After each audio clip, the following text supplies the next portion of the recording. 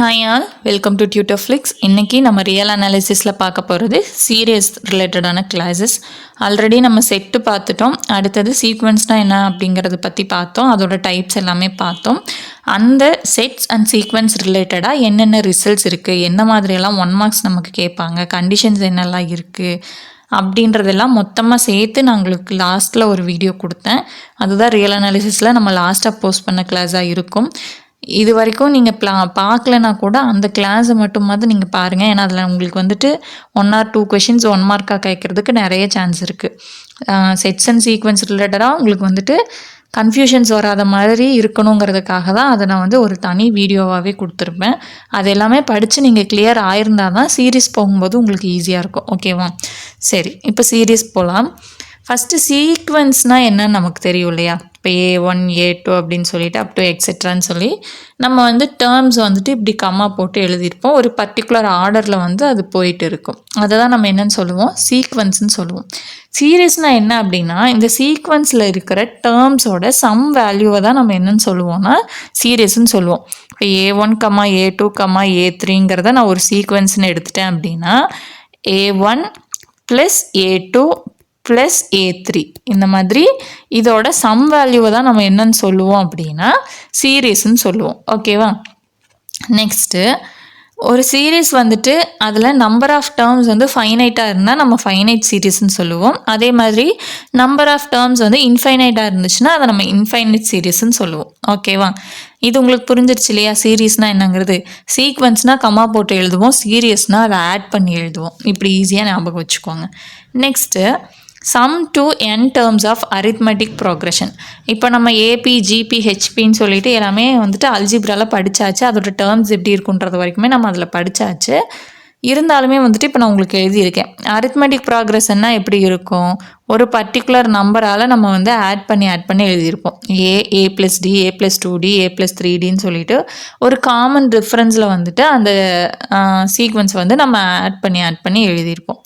இப்போ arithmetic சீரீஸோட terms இது அப்படின்னா இது எல்லாத்தையுமே சம் பண்ணி நம்ம எழுதுகிறோம் இல்லையா?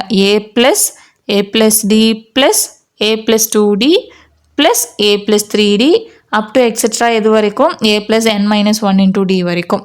இதை நம்ம என்னன்னு சொல்லுவோம் அப்படின்னா ஒரு அரித்மெட்டிக் ப்ராக்ரெஷனில் இருக்கக்கூடிய சீரீஸ் அப்படின்னு சொல்லிட்டு சொல்லுவோம். இதோட ஜென்ரல் டேர்ம் எப்படி இருக்கும் அப்படின்னா, இப்போ எஸ்என்னா இப்போ S6ன்னு சொல்லிட்டு ஒரு டேர்ம் வேணும், S7ன்னு சொல்லிட்டு ஒரு டேர்ம் வேணும். அந்த மாதிரி ஜென்ரல் டேர்ம் எப்படி கண்டுபிடிக்கணும் அப்படின்னா Sn = n/2 × 2a + n - 1 × d.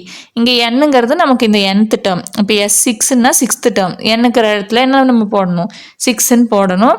ஏன்றது இந்த ஃபஸ்ட்டு டேர்ம், டிங்கிறது இதுக்குள்ள டிஃப்ரென்ஸ். இப்போ ஃபஸ்ட்டு டேர்ம் 5 இருக்குது, செகண்டு 10, அடுத்தது 15 இருக்குன்னா இதுக்குள்ளே இருக்கிற காமன் டிஃப்ரென்ஸ் என்ன? 5. அதைத்தான் நம்ம என்னன்னு சொல்லுவோம்னா டின்னு சொல்லுவோம். இது 9th standard R 10th standard புக்கில் இதை பற்றி நமக்கு கிளியராக இருக்கும். உங்களுக்கு இன்னுமே அது தேவைப்படுது அப்படின்னா நீங்கள் ஸ்கூல் புக்கில் போய் பார்த்துட்டு வந்துக்குவாங்க. நமக்கு எக்ஸாம் பாயிண்ட் ஆஃப் வியூக்கு என்னென்ன வேணுங்கிறது மட்டும் நான் எடுத்துகிட்டு வந்திருக்கேன். ஓகேவா? இப்போது first term A, last term n இருக்குது. சரி, இதுக்கு முன்னாடியெல்லாம் நமக்கு லாஸ்ட் டேர்ம் தெரியல. ஓகேவா? 6th டேர்ம் என்ன, 7th டேர்ம் என்ன அப்படிங்கிற மாதிரி கேட்குறாங்க. அதுக்கு தான் நமக்கு இது format. If suppose first term A நமக்கு கொடுத்துட்டாங்க, அதே மாதிரி லாஸ்ட் டேர்ம் nth டேர்ம் Lலும் நமக்கு என்னன்னு கொடுத்துட்டாங்க அப்படின்னா அதுக்கு என்ன ஃபார்முலா அப்படின்னா Sn = n/2 × a + Lங்கிறது ஒரு ஃபார்முலா. இதில் இந்த n வேல்யூ கண்டுபிடிக்கிறதுக்கான ஃபார்முலா என்ன அப்படின்னா L - a / d + 1. இது எல்லாமே உங்களுக்கு ஸ்கூல் புக்கில் இருக்கிறது தான். இதில் எழுதணுன்ற அவசியம் கிடையாது. பட் நிறைய பேர் நம்ம லாங் கேப் விட்டு ஸ்டார்ட் பண்ணியிருக்கிறதுனால தான் இந்த ஃபார்மேட்டெல்லாம் உங்களுக்கு நான் எடுத்துகிட்டு வந்திருக்கேன். ஓகேவா? இந்த PDF அப்படியே நான் உங்களுக்கு குரூப்பில் ஷேர் பண்ணிடுறேன். இதை மட்டும் நீங்கள் எல்லாமே நோட் பண்ணி வச்சுட்டு படிங்க. ஓகேவா? ஜென்ரல் டேர்ம் எப்படி இருக்கும், ஃபஸ்ட்டு டேர்ம் லாஸ்ட் டேர்ம் கொடுத்தா என்ன ஃபார்முலா அப்படின்றது. ஓகேவா? நெக்ஸ்ட்டு இது ஏன் கொடுக்குறேன்னு தெரிஞ்சுக்கோங்க, அப்போ தான் உங்களுக்கு புரியும்.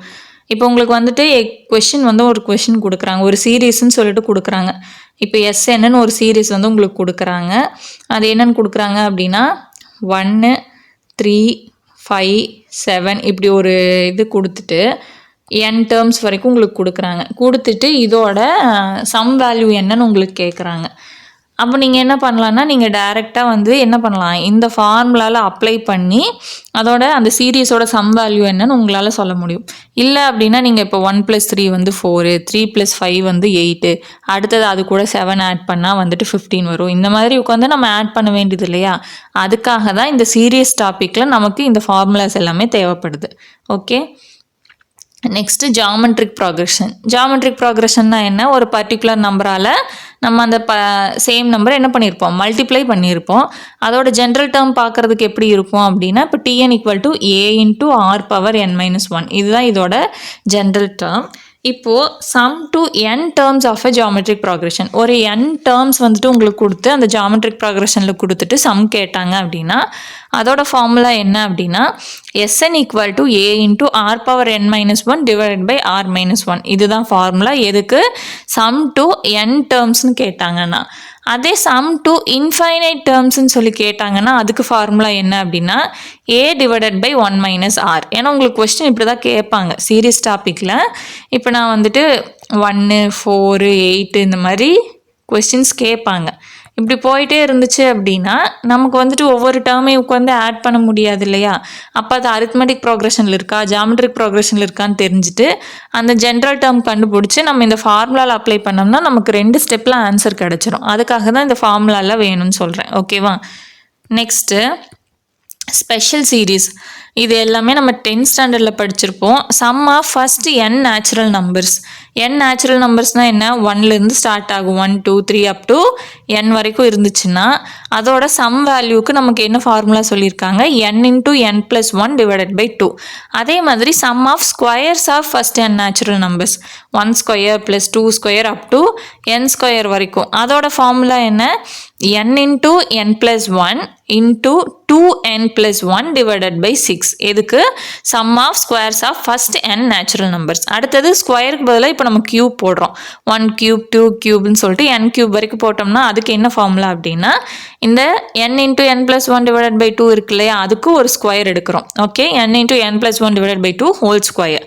Next sum of first n odd natural numbers. Odd நம்பர்ஸ்னால் 1, 3, 5, 7 அந்த மாதிரி ஆட் நேச்சுரல் நம்பர்ஸ்க்கு சம் வேல்யூ என்ன வரும் அப்படின்னா n² வரும். ஓகேவா, ஏன்னா நமக்கு இப்போ எக்ஸாமில் உங்களுக்கு இந்த டேர்ம் கொடுக்குறாங்கன்னு வைங்க, இந்த டேர்ம் கொடுத்துட்டு இந்த சீரியஸோட சம் வேல்யூ வந்து கொடுங்க. n வந்துட்டு இப்போது நான் வந்து 12ன்னு கொடுக்குறேன் கொஸ்டினில். ஓகேவா, இப்போ n = 12ன்னு இருந்துச்சு அப்படின்னா இதோட சம் வேல்யூ என்னன்னு கேட்குறாங்க. இந்த ஃபார்முலா தெரிஞ்சது அப்படின்னா நீங்கள் டேரெக்டாக என்ன பண்ணலாம், n-க்கு பதிலாக 12ன்னு சப்ஸ்டியூட் பண்ணிவிட்டு ஆன்சர் போட்டுடலாம். ஓகேவா, அதுக்காக தான் இந்த ஃபார்முலா படிக்க சொல்கிறது. Next alternating series. ஆல்டர்னேட்டிவ் சீரீஸ்னால் என்ன, சீக்வன்ஸில் பார்த்ததே தான் இங்கேயும். சைன்ஸ் வந்து ஆல்டர்னேட்டிவாக வரும், plus minus plus minus plus minus இப்படி ஒவ்வொரு டேர்முக்கும் சைன்ஸ் வந்து ஆல்டர்னேட்டிவாக வந்துச்சுன்னா அதை நம்ம என்னென்னு சொல்லுவோம்னா ஆல்டர்னேட்டிவ் சீரீஸ்ன்னு சொல்லுவோம். ஓகேவா, இப்போ +1 -1 +2 -2 இந்த மாதிரி அந்த டேர்ம்ஸ் வந்துட்டு ஆல்டர்னேட்டிவ் சைன்ஸில் வரும். Next convergent series. கன்வர்ஜென்ட்னா என்ன, டைவர்ஜென்ட்னா என்னங்கிறதும் நம்ம லாஸ்ட் கிளாஸில் பார்த்துருக்கோம். சீக்வன்ஸ் மாதிரியே தான் சீரியஸ்லேயும். இதில் ஒரே ஒரு சின்ன டிஃப்ரென்ஸ் தான். இப்போ சீக்வன்ஸ்னால் வந்து டேரெக்டாக வந்துட்டு நம்ம லிமிட் அப்ளை பண்ணிவிட்டு ஃபைனைட் வேல்யூ கிடச்சா கன்வர்ஜென்ட், -∞ +∞ வந்து அப்ரோச் பண்ணுறதுக்கு போச்சு அப்படின்னா டைவர்ஜென்ட். ஒரு பர்டிகுலர் 2 பாயிண்ட்டுக்குள்ளேயே மாறி மாறி வந்துட்டு இருந்துச்சு அப்படின்னா அது ஆசிலேட்டிங் சீக்வன்ஸ் அப்படின்னு சொல்லிட்டு சொன்னோம். கன்வர்ஜென்ட்லேயும் அதே ரூல் தான், பட் என்ன அப்படின்னா இங்கே வந்து நமக்கு இப்போது A1 A2 அப்படின்ற சீரீஸ் வந்து நமக்கு கொடுத்துருக்காங்கன்னா இதோட சம் வேல்யூ இருக்கு இல்லையா, பார்ஷியல் சம்முன்னு சொல்லுவாங்க. பார்ஷியல் சம்னா என்ன அப்படின்னா இப்போ வந்து எனக்கு A1 A2 A3 எக்ஸெட்ரா ANங்கிற ஒரு சீக்வன்ஸ் இருக்குது.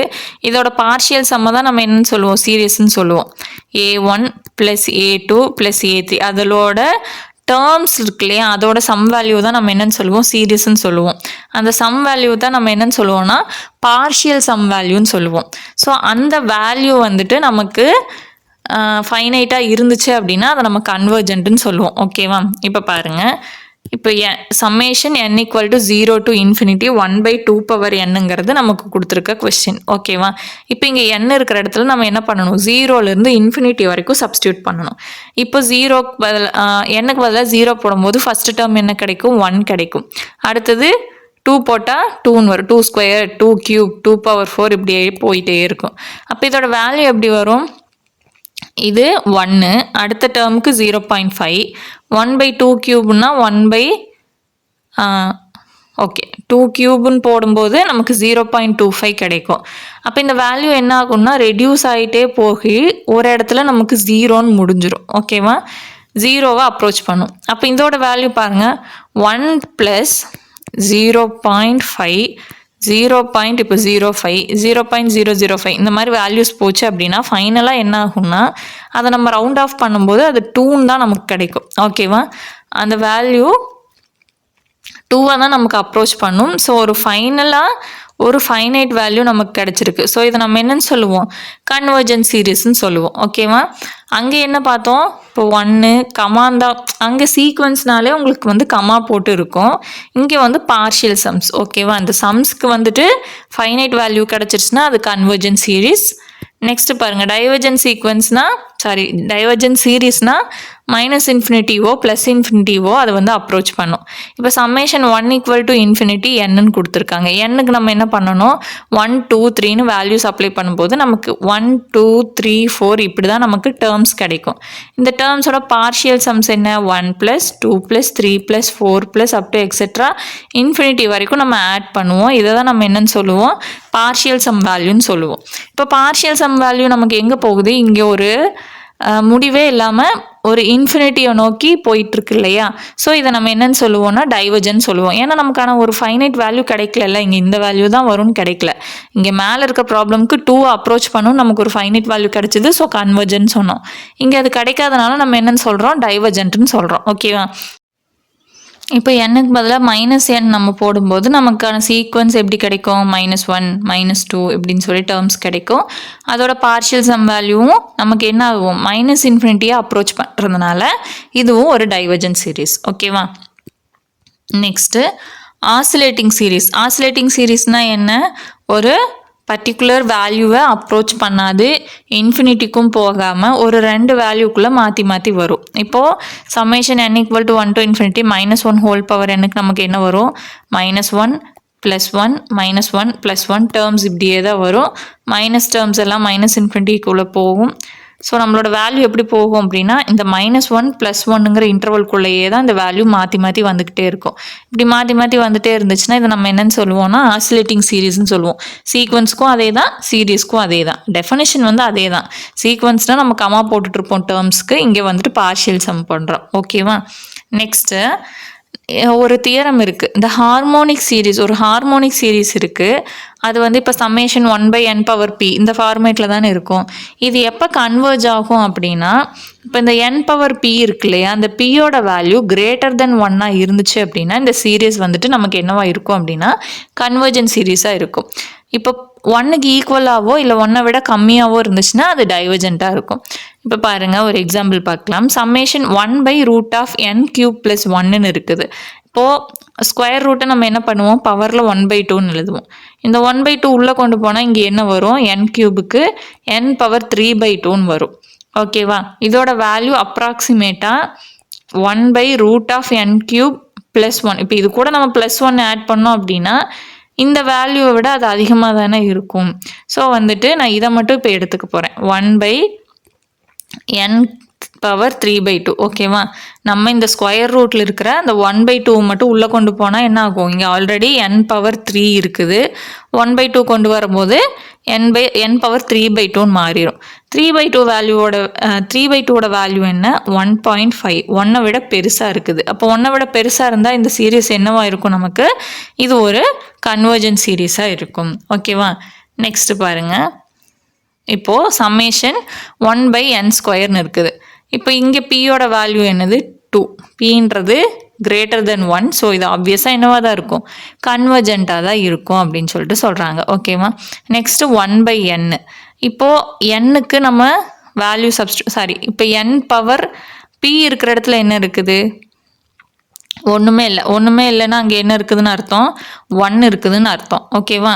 இப்போ 1/n⁴ எழுதினாலும் 1/n எழுதினாலும் நமக்கு சேம் தானே. அப்போ இங்கே p இருக்கிற இடத்துல என்ன இருக்குது, 1 இருக்குது.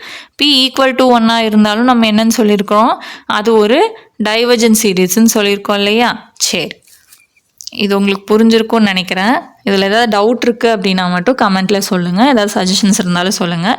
வீடியோ பிடிச்சிருந்தா லைக் பண்ணி ஷேர் பண்ணுங்கள். கீழே இருக்க ஹைப் பட்டனை கிளிக் பண்ணுங்கள். ஓகேவா? தேங்க்யூ.